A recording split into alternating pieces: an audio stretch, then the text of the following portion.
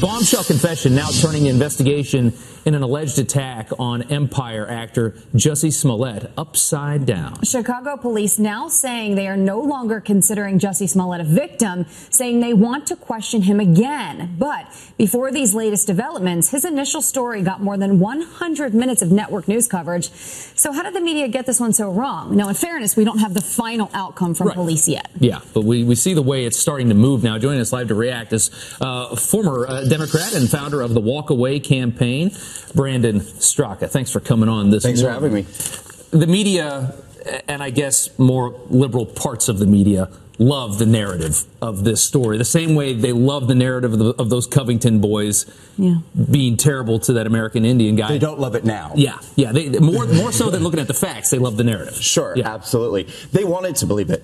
Yeah. They want to believe stories like this. Anything that comes out that they can use to malign anybody who supports the president or the president himself is gold to them. And this story, when it first came out, was gold. They wanted to believe it. They didn't even ask any questions. This guy said, look, I was attacked because I'm a gay black man by Trump supporters. And it was everything that they had hoped that they could run with to continue the narrative of what a Trump supporter is. I mean, I'm definitely curious, as many are, to see how this ends up playing out and see what the exact final outcome is. But, you know, in the meantime, it goes back to journalism. It goes back to where are we going wrong with this?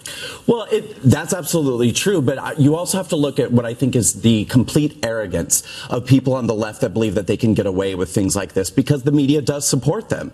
They don't get scrutinized. Not a lot of questions are asked. Just, you know, look what did happen to those Covington kids. They were presumed guilty before there was a shred of evidence. But this guy knew that he could get away with it.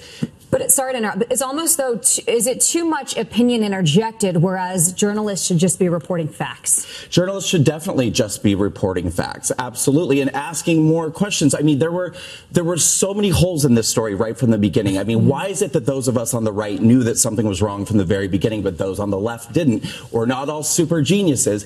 There were so many holes in this story that it was so clear something was very wrong. It was such a bold attack right outside of the Lowe's Hotel in Chicago, which if you've been near that, I mean, this is a fantastic area. It's right by NBC Tower. It's beautiful. Near great restaurants. It's just like you start to think like, wow.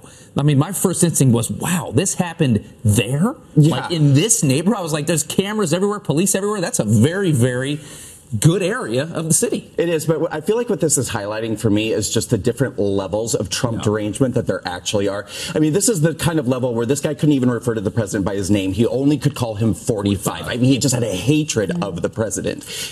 Yeah. Let's take a look at some of the Democrats on the Smollett's attack claims. This is from January 29th and 30th, just a 2-day span here. And we'll start off with Senator Kamala Harris. And she said, quote, an attempted modern day lynching. We also heard something of that sort from Cory Booker. Speaker Nancy Pelosi said affront to our humanity. And Rashida Tlaib said the dangerous lies from the right wing. Your response to all of those? Well, again, they wanted to believe it. But let's look at Kamala Harris for a moment. She actually just pushed through an anti-lynching bill. Now, the last lynching that happened in the United States was in 1981, but this is like a pressing measure for her that needs to happen right away. This is what a Kamala Harris presidency is going to look like, and I hope people really, really take a good hard look at this. It is going to be identity politics at a level we've never seen before. I was thinking the other day, if a country music star and Trump supporter claimed that he was attacked in downtown Chicago by 2 Antifa members, in a story this bold, do you think the media would have had some tougher questions? I don't think they would even cover it, and unfortunately, it would probably be a true story.